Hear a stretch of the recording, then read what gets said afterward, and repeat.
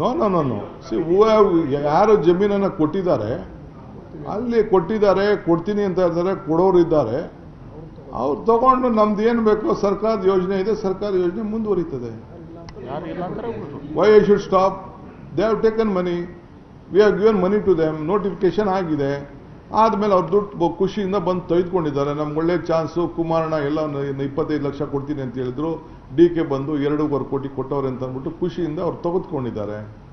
ಅದನ್ನು ತೊಗೊಂಡು ಹೋದವರು, ಅವ್ರು ಮಾಡಿದವರು ಸರ್ಕಾರಿ ಭೂಮಿ ಆಗೋಯ್ತು. ಆಗ ಸರ್ಕಾರ ಏನು ತೀರ್ಮಾನ ಮಾಡಬೇಕು ಮಾಡ್ತದೆ. ಕಮಿಟಿ ಅದು ಬೇರೆ, ಈಗ ಬೇರೆ ಪಾಪ ಅವ್ರದ್ದೇನಾದ್ರು ನೋವು ಕೊಡಿದ್ರೆ ಹೇಳ್ಕೊಳ್ಳಿ, ತಪ್ಪೇನಿಲ್ಲ. ಏನು ಸಿ ಅವಕ್ಕೇನು ನಾನು ಯಾಕಪ್ಪ ಇದನ್ನು ಡಿನೋಟಿಫೈ ಮತ್ತೊಂದಕ್ಕೆಲ್ಲ ಯಾಕೆ ಹೋಗ್ಲಿ ನಾನು?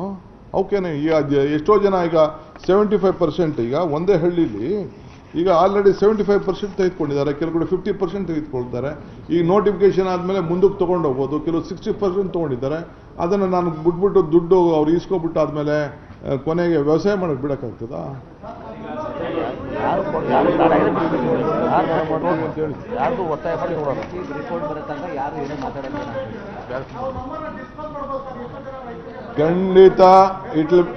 ಖಂಡಿತ ಟ್ರಾನ್ಸ್ಪರೆಂಟ್ ಆಗಿ ಎಲ್ಲ ಡಿಸ್ಕ್ಲೋಸ್ ಮಾಡ್ತೀವಿ. ರೈತರ ಸಮೇತ ಯಾರು ಎಷ್ಟೆಷ್ಟು ದುಡ್ಡು ತೆಗೆದುಕೊಂಡೋದ್ರು, ಮಾಲ್ಕಿ ಎಷ್ಟು ತೆಗೆದುಕೊಂಡೋದ್ರು, ಏನು ತೆಗೆದುಕೊಂಡೋದ್ರು ಅಂತ ಎಲ್ಲ ಕಂಪ್ಲೀಟ್ ಇದೇನು ಯಾರು ಮುಚ್ಚಿಡೋಕ್ಕಾಗಲ್ಲ. ಪ್ರತಿಯೊಂದು including drone survey, lidar survey, ಬೇರೆ ಸರ್ವೆ ಎಲ್ಲ ಮಾಡಿಸ್ತೀವಿ. ಯಾರೆಲ್ಲ ಡಿಸ್ಕ್ಲೋಸ್ ಮಾಡ್ತೀವಿ. ಹೆಂಗೆ ಇದನ್ನು ಯಾವುದು ಮುಚ್ಚುವ, ನಿಮಗೂ ಏನು ಬೇಕಾದ್ರೂ ದಾಖಲೆಗಳು ನೀವು ಕೂಡ ಕೇಳ್ಕೊಬೋದು, ನಾವು ಡಿಸ್ಕ್ಲೋಸ್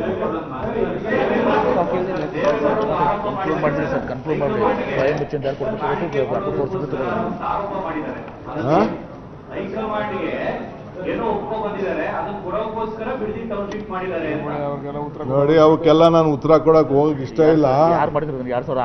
ಅವರು ನಿಮ್ಮ ಕೈಲಿ 2006 ಮಾಡಿದ್ದು, ನೀವು ಮಾಡಿದ್ದು ಇದು.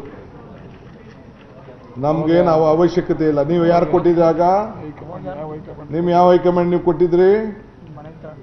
ಪ್ರೊಸೀಡಿಂಗ್ಸ್ ಮಾಡಿದಿರಿ, ಡಿಟೇಲ್ಡ್ ಪಟ್ಟಿ ಬೇಕಾ? ಎಲ್ಲೆಲ್ಲಿತ್ತು ಬಂದಾಗಿಂದ ಹಿಡಿದು ಯಾವ ವರ್ಷದಲ್ಲಿ ಏನೇನಾಯ್ತು, ಎಲ್ಲಿ ಜಮೀನು ತಗೊಂಡ್ರು, ಎಷ್ಟಕ್ಕೆ ಏನಾಯ್ತು ಅಂತ ಎಲ್ಲ ಅದೆಲ್ಲ ನನಗೆ ದಯವಿಟ್ಟು ನನ್ನ ಕೆಣಕಕ್ಕೆ ಹೋಗಬೇಡಿ ಅಷ್ಟೇ. ನಾನು ತಿಳಿದು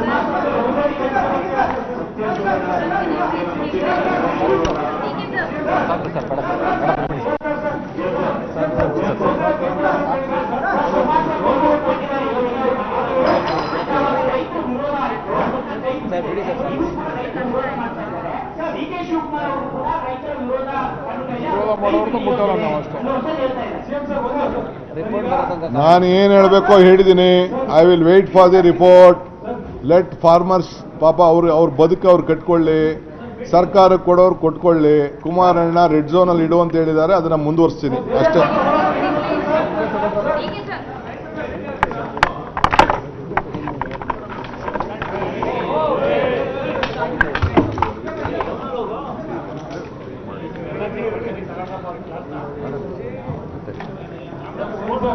ಈಗ ನಾನು ಸ್ವಲ್ಪ ಬೇರೆ ಎಲ್ಲ ನಾನು ಮಾಡೋಕ್ಕೆ ಹೋಗಲ್ಲ.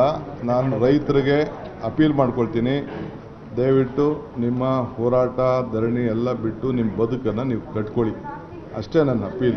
ಸುಮ್ಮನೆ ಇವ್ರು ಯಾರೋ ರಾಜಕೀಯಕ್ಕೋಸ್ಕರ ನಿಮ್ಮನ್ನ ಬಲಿ ಕೊಡ್ತಾ ಇದ್ದಾರೆ, ನೀವು ಬಲಿ ಆಗಬೇಡಿ. ಇವರು ರಾಜಕೀಯಕ್ಕೆ ಸಮಿತಿಯವ್ರು ಬರ್ತಾರೆ, ಸಮಿತಿ ಮುಂದೆ ನಿಮ್ಗೆ ಏನು ಬೇಕಾದ್ರೂ ಹೇಳ್ಕೊಳ್ಳಿ.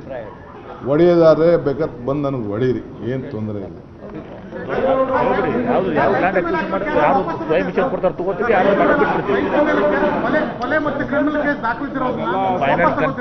ಅವೆಲ್ಲ ನೋಡ್ತೀವಿ, ಅವೆಲ್ಲ ಕಮಿಟಿ ನೋಡ್ತಾರೆ. ಯಾವ ರೈತನ ಹೆಸರಲ್ಲೂ ಏನೂ ಆಗಿಲ್ಲ, ಯಾರು ಗಾಬರಿ ಪಡಬೇಕಾಗಿಲ್ಲ. ಬಟ್ ಕೆಲವರು ಏನಾದ್ರು ಕಾನೂನು ಕ್ರಮ ಕೈಗೊಂಡಿದ್ರೆ ನೋಡೋಣ, ಅದೇನು ಬೇಕೋ ಅದನ್ನು ನೋಡ್ತೀವಿ. ಹಿಂದೆ 2000 ಜನ ಮೇಲೆ FIR ಹಾಕ್ಸಿದ್ರು, ಗೊತ್ತಿದೆ ನಿಮಗೆ? ಹೆಜ್ಜಾಲ ಫೈರಿಂಗ್ ಕೇಸಲ್ಲಿ ಬೇರೆ ಬೇರೆ ಏನಾಯಿತು?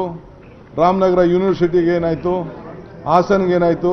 ಹಾಸನಲ್ಲಿ ಎಷ್ಟು ಅಕ್ವಿಷನ್ ಆಯಿತು ಎಲ್ಲ ಪಟ್ಟಿ ಕೊಡಲ ನಾನು. ಈಗ ಅದೆಲ್ಲ ಬೇಡ. ನಮಸ್ಕಾರ.